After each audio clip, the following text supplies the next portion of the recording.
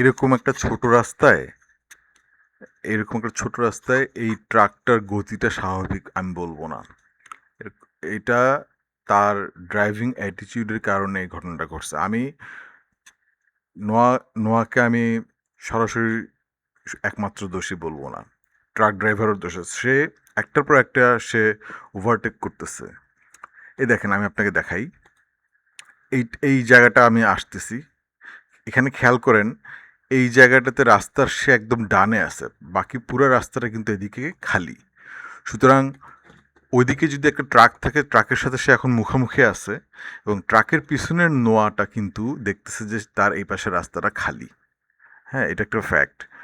আপনি আরও পিছনে যান, সে একটা এই জিপটাকে, সরি, সে এই যে ট্রাকটা প্রথমে ওভারটেক করলো, এই ছোট ট্রাকটাকে ওভারটেক করলো, এখন সে রাস্তার ডানে। ঠিক আছে, আচ্ছা। তারপরে আর একটু সামনে যাই, এখন সে রাস্তার ডানে, সে কিন্তু পুরাই ডানেই আছে এখন।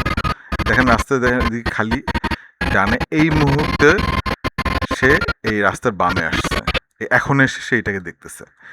কিন্তু এর আগে এখানে দেখেন যে ট্রাকটা, এখানে একটা ট্রাক ছিল, তাহলে তার ঠিক আগের মুহূর্তে সে কিন্তু ডানে ছিল, এবং এই ডানে থাকা অবস্থায়, মুখোমুখি থাকা অবস্থায়, এই ট্রাকটার মুখোমুখি থাকা অবস্থায় এই নোয়াটা কিন্তু দেখতেছে যে রোডটা ফ্রি, সে এখন ওভারটেক করবে। তার মানে দোষটা এই ট্রাকওয়ালাটা বেশি জোরে চালাচ্ছিল গাড়ি, যে কারণে সে একটু আগে সে কিন্তু এই পাশে ছিল। এবং নোয়ার ভিউ থেকে, নোয়াটা কিন্তু দেখেন একটু আগে একটা জায়গায় দেখেন নোয়াটা কিন্তু ছিল, আমি আপনাকে দেখাচ্ছি। ওই যে, এই যে নোয়াটা কিন্তু এই ট্রাকের পিছনে পিছনে আসতেছে। রাস্তাটা কার্ভ থাকার কারণে ও কিন্তু বুঝতে পারে নাই যে ট্রাকটা অ্যাকচুয়ালি বামে না ডানে।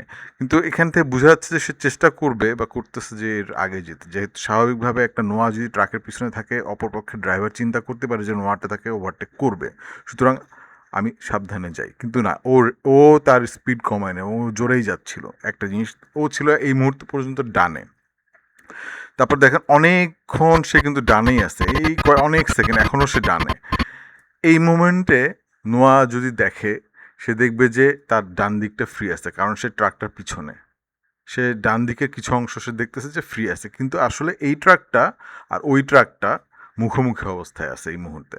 তারপর সেও যখন বামে আসলো, হ্যাঁ, সে তার বামের সাইডে যখন আসলো, তখন নোয়াও কিন্তু অ্যাপ্রোচ নিল রাস্তা ফ্রি ভেবে।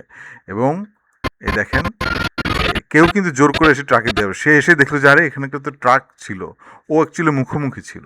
সুতরাং দুইজনেরই দোষ আছে ভাই।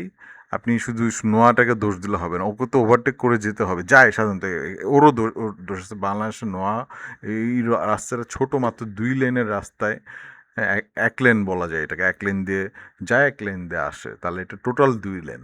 এখানে এরাও জোরে চালায়, এবং ট্রাক ড্রাইভারও দেখেন আপনি কীভাবে সে একের পর এক কিন্তু ওভারটেক করে যাচ্ছিল, তার স্পিডও বেশি ছিল। সো এটা দুইজনেরই দোষ হয়েছে। ধন্যবাদ।